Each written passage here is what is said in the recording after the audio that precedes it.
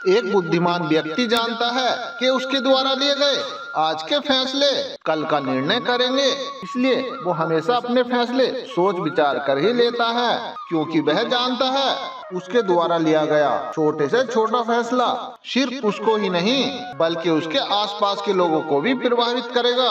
हमारा भविष्य कैसा होगा ये केवल हमारे सोचने पर ही निर्भर करता है। उदाहरण के लिए एक छोटी सी कहानी सुनिए। इससे पहले आप कहानी में खो जाओ, हमारे चैनल को सब्सक्राइब कर लीजिए। तो आइए जल्दी से कहानी को शुरू करते हैं। बहुत समय पहले की बात है, एक छोटा सा राज्य था। उस राज्य का राजा बहुत ही खुशहाल था। उसके पास किसी भी चीज की कमी नहीं थी। प्रजा भी अपने राजा का खूब सम्मान किया करती थी। प्रजा अपने राजा से बहुत खुश थी। लेकिन आज कुछ ऐसा हो गया था जिससे राजा की नींद हराम हो गई थी। राजा को रात भर नींद नहीं आ रही थी। 25 सालों से आज तक ऐसा कभी नहीं हुआ था। उस राजा के साम्राज्य पर आज तक किसी ने हमला करने का साहस नहीं किया था। लेकिन आज पड़ोसी राज्य ने इस छोटे से राज्य पर आक्रमण कर दिया और आज राजा को अपने पुराने 25 साल वाले दिन याद आने लगे, जब वो एक राजा ना होकर केवल एक सेनापति था और वह अपने राजा का पालन करते हुए युद्ध की तैयारियां कर रहा था। लेकिन उस वक्त उसके मन में कोई भी शंका नहीं थी, किसी चीज का निर्णय नहीं लेना था, इसलिए वो चैन से उन चीजों की तैयारियों में जुटा हुआ था। राजा बहुत दुविधा में था। उस राजा को समझ में नहीं आ रहा था कि आखिर वो किस तरह से अपने राज्य को दूसरे राजा के हाथों में सौंप दे, जिस साम्राज्य को हासिल करने के लिए उसने दिन रात एक कर दिया। कई लोगों को उसने धोखा दिया, कई लोगों को पीड़ा दी, कई लोगों को कष्ट दिया, कई प्रकार की राजनीति रची और कई प्रकार के षड्यंत्र रचे। ये सब प्रयत्न करने के बाद तब जाके उसे राजा का सिंहासन मिला। भला उस राज्य को, उस सिंहासन को इतनी आसानी से दूसरे के हाथों में भला कैसे थमा दे? राजा को इस समय कुछ भी समझ नहीं आ रहा था, वह क्या करे और क्या ना करे। वह राजा बहुत चिंता में था, परेशान था। उसे रातों को नींद नहीं आ रही थी। वो बिस्तर पर पड़ा पड़ा करवटें बदल रहा था, लेकिन उसे कोई भी तरीका सूझ नहीं रहा था। राजा यह बात बहुत अच्छी तरह से जानता था कि बात केवल मेरी नहीं है, इस पूरे साम्राज्य की है। राजा ध्यान करना जानता था और वह बार बार ध्यान करने का प्रयत्न भी कर रहा था ताकि वह शांत हो सके और वह अपनी अंतरात्मा की आवाज सुन सके। उसने कई बार प्रयास किया, लेकिन हर बार उसे असफलता ही हाथ लगी। वह अपने मन की आवाज अर्थात अपने अंतरात्मा की आवाज सुनने में असमर्थ रहा, जिस कारण वह बहुत चिंतित था, बहुत परेशान था और बहुत ही ज्यादा दुविधा में था। वो समझ नहीं पा रहा था कि आखिर वो क्या फैसला करे और उसके पास बहुत कम समय भी बचा था। केवल उसके पास आज रात का ही समय था। कल सुबह पड़ोसी राज्य का राजा उस पर आक्रमण कर देगा। यदि वो केवल अपने लिए फैसला करता है तो इस साम्राज्य के लाखों लोगों के जान पर बनाएगी, और यदि वह पूरे साम्राज्य के लिए सोचता है तो उसे पड़ोसी राज्य के राजा के सामने झुकना होगा, उनका सम्मान करना होगा और अपने हाथों इस साम्राज्य को उन्हें सौंपना होगा। वो राजा बेहद दुविधा में था और बहुत ही ज्यादा परेशान था। आखिरकार वो अपने महल की छत पर पहुंचा, जहां ठंडी ठंडी हवाएं चल रही थी। रात का समय था, चारों तरफ सन्नाटा था, खामोशी थी। राजा ने छत पर पहुंचकर आसमान की तरफ देखा। आसमान में एक पक्षी निडर होकर उड़ रहा था। वो अपनी ही मस्ती में था, अपने ही अंदाज में, उसे रोकने वाला कोई नहीं था। उस पक्षी को देखकर राजा को यह एहसास हुआ कि जब तक कोई व्यक्ति अकेला होता है तब तक वह मस्त होता है, अपने में खोया हुआ होता है। उसे किसी भी प्रकार की कोई जिम्मेदारी उठानी नहीं पड़ती। वो जब चाहे, जैसा चाहे वैसा फैसला ले सकता है। लेकिन जब हमारे सर पर जिम्मेदारी आ जाती है, लेकिन तब एक आदमी अपना अकेलापन, अपनी मस्ती, अपनी आजादी ये सब खो बैठता है, क्योंकि उसके सर पर जिम्मेदारियां हैं। उसे हर एक चीज समझनी है, देखनी है और ऐसे बहुत सारे लोगों के बारे में सोच समझ कर ही निर्णय लेना है। काफी समय बीत चुका था और अब तक उस राजा ने कोई निर्णय नहीं लिया था। और जब राजा को कोई भी रास्ता नजर नहीं आया तो वह अपना घोड़ा लेकर अपने आश्रम की तरफ निकल पड़ा। उस राजा के गुरु भी बहुत सख्त थे। उन्होंने पहले से ही उस राजा को ये चेतावनी दे रखी थी कि जब तक तुम पर कोई बड़ी परेशानी ना आए, बड़ी दुविधा ना आ पड़े, जब तक तुम्हें मेरी जरूरत ना पड़े, तब तक तुम मेरे पास कभी मत आना। राजा अपना घोड़ा लेकर आश्रम पहुंचा। उसने जब अपने गुरु को देखा तो वे ध्यान में लीन थे। वह अपने गुरु के ध्यान को भंग नहीं करना चाहता था। उसने अपने गुरु को ध्यान में देखकर उसके मन में फिर से एक द्वंद्व युद्ध शुरू हो गया। एक मन कहता कि गुरु को ध्यान से बाहर लाओ, तभी उसका दूसरा मन कहता, अरे नहीं नहीं, अगर गुरु को ध्यान से बाहर लाया गया तो यह उचित नहीं है, गुरु गुस्से में हो जाएंगे और फिर उसके बाद क्या होगा ये कोई नहीं जानता। वह द्वार पर खड़े होकर ये सब सोच ही रहा था। तभी उनके आश्रम से आवाज आई, हे राजन, तुम दरवाजे पर खड़े होकर क्या कर रहे हो? अंदर आओ। राजा आश्रम के अंदर गया और अपने गुरु को प्रणाम करके कहता है, हे गुरुदेव, आप तो मेरे मन की बात भली भांति जानते हैं और आपको ये भी पता होगा कि मैं आज यहाँ पर क्यों आया हूँ और किस बात से मैं चिंतित हूँ और चिंता के कारण मुझे नींद नहीं आ रही है। आप ही बताइए मैं क्या करूं? मैं किस तरह से कोई एक निर्णय लूं? मैं किस तरह से अपने अंतरात्मा की आवाज सुनूं जिससे मैं निर्णय लेने में सफल हो जाऊं? हे गुरुदेव, आप मुझे बताइए मैं किस तरह से निर्णय लूं और किस तरह से अपने राज्य को बचाऊं? राजा की यह बात सुनकर कुलगुरु मुस्कुराने लगे और राजा से कहते हैं, हे राजन, हर इंसान के दो मन होते हैं। एक मन उसे कोई काम करने के लिए प्रेरित करता है तो दूसरा मन उसे टालने का प्रयास करता है, उस काम से अपना पीछा छुड़ाने का प्रयास करता है और इन्हीं दोनों मन के बीच में हम फंसकर रह जाते हैं। हम किसी एक तरफ निर्णय नहीं ले पाते, हम किसी एक दिशा की तरफ नहीं बढ़ पाते और ऐसे समय पर हमारे मन में बहुत सारे सवाल उत्पन्न होने लगते हैं कि हम जो फैसला लेने जा रहे हैं आखिर वो सही है या गलत।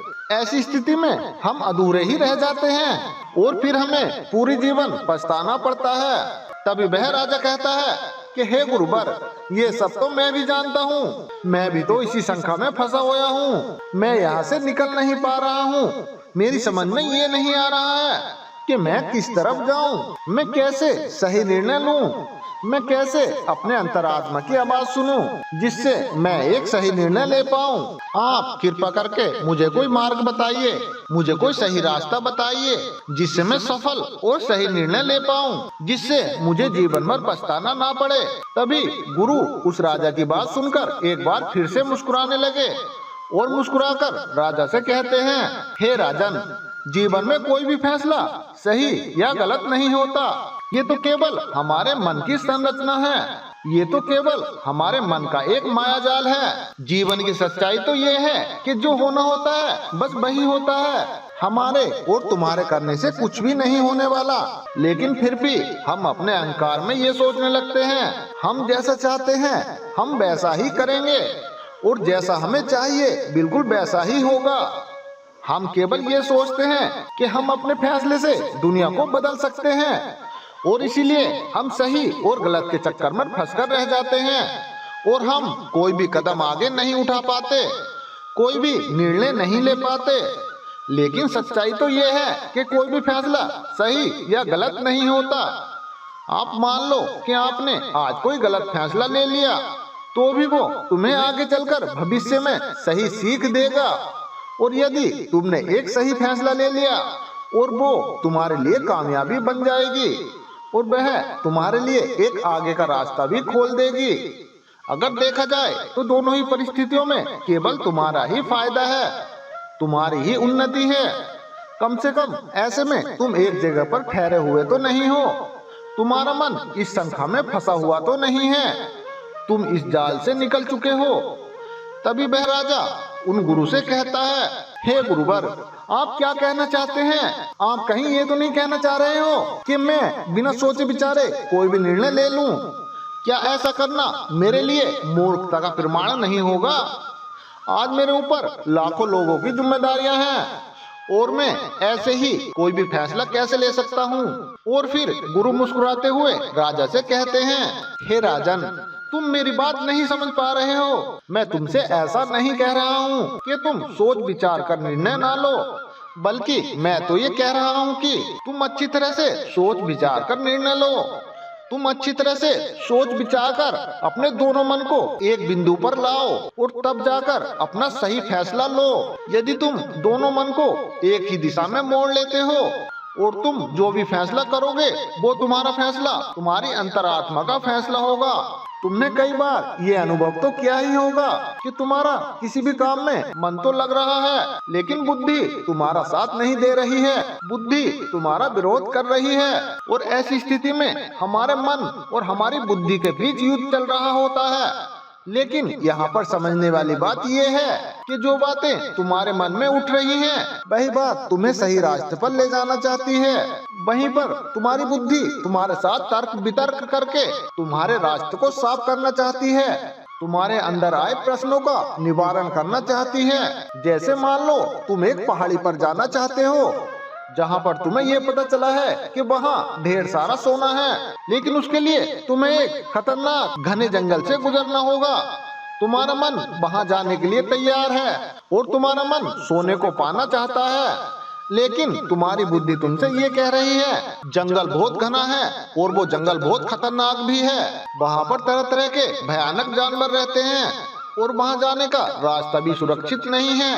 वहाँ पर चोर डाकू और लुटेरे भी हो सकते हैं, पर पता नहीं वहाँ जाने पर कुछ खाने पीने को भी मिलेगा या नहीं, और तो और हमारी जान को खतरा भी हो सकता है। यही सारे प्रश्न हमारी बुद्धि खड़े करती है, लेकिन इसका अर्थ ये नहीं कि तुम्हारी बुद्धि तुम्हें वहाँ जाने से रोकने का प्रयास कर रही है, बल्कि वह तुम्हें सतर्क कर रही है। और जब तक तुम अपनी बुद्धि में आए प्रश्नों का निवारण ना कर लो, उससे पहले तुम्हारे लिए आगे बढ़ना मूर्खता का प्रमाण देना है। ऐसे में तुम्हें वहां जाने से पहले अपने खाने पीने की व्यवस्था करनी होगी।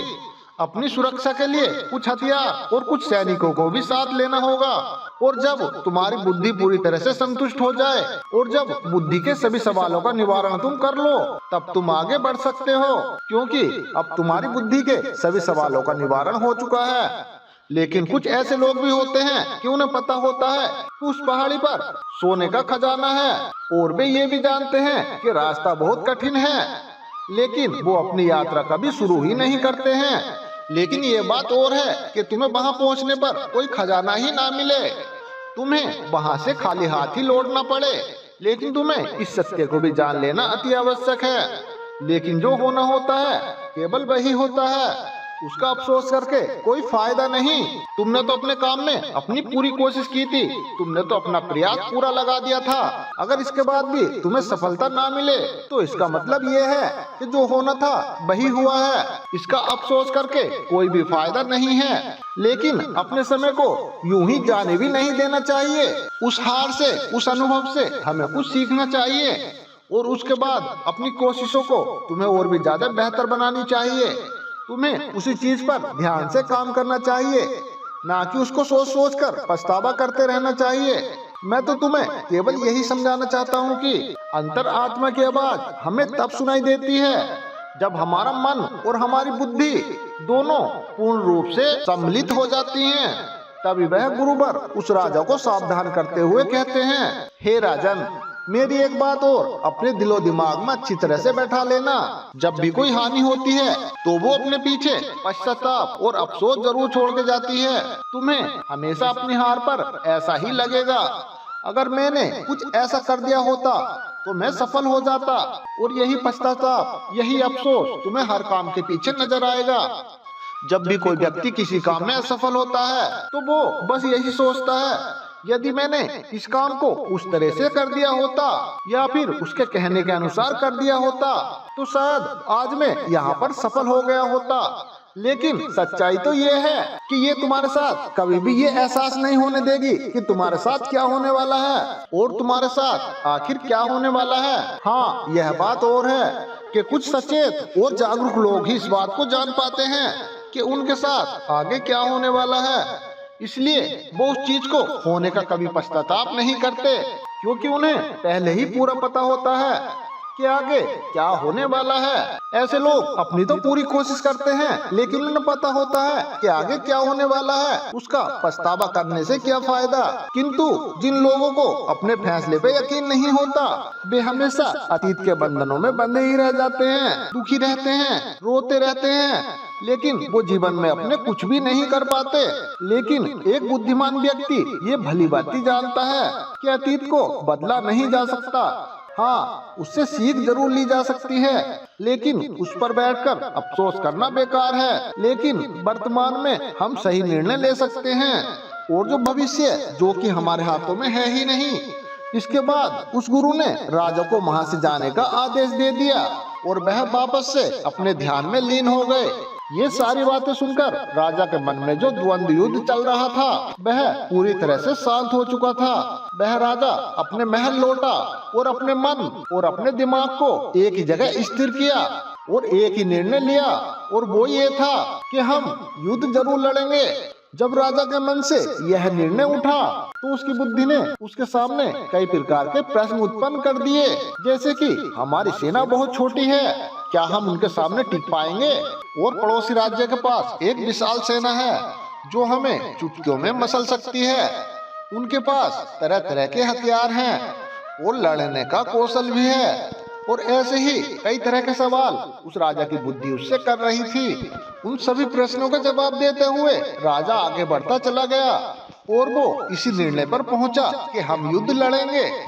यदि हम सही रणनीति से और सही तरह से युद्ध लड़ेंगे तो हम छोटी सेना के साथ ही उन्हें हरा सकते हैं। और इसके बाद वह राजा चैन की नींद सो गया और अगली सुबह उसने अपने सेनापति को आदेश दिया कि हम युद्ध लड़ेंगे, सेना को तैयार करो। सेनापति ने राजा की आज्ञा का पालन किया।